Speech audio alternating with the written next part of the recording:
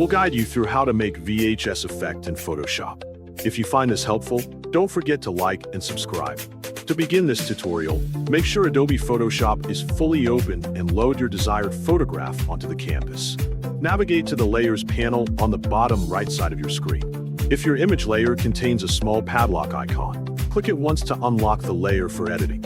Next, press Ctrl+J on Windows or Cmd+J on Mac 2 times so you create 3 identical photo layers stacked together. To stay organized, rename the top layer red, rename the middle layer blue, and leave the bottom layer as the original base image. Double-click the empty gray space beside the red layer name to open the Layer Style window. In the Advanced Blending section, uncheck the green and blue channel boxes so only the red channel remains active, then click OK.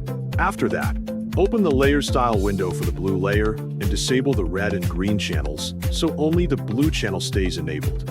Click OK to confirm the settings.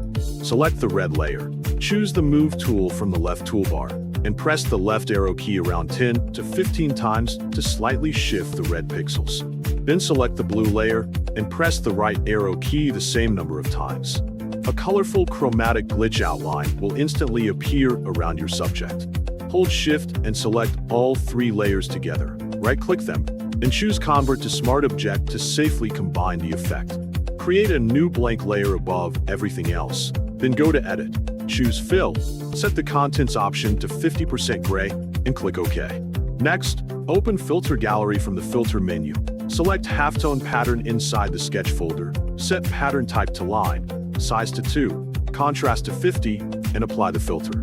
Change the blend mode of this scanline layer to Overlay and lower the opacity to around 20 or 30%. Create another gray layer, apply Add Noise from the Noise menu with Amount set to 15% and Monochromatic enabled. Then change its blend mode to Overlay.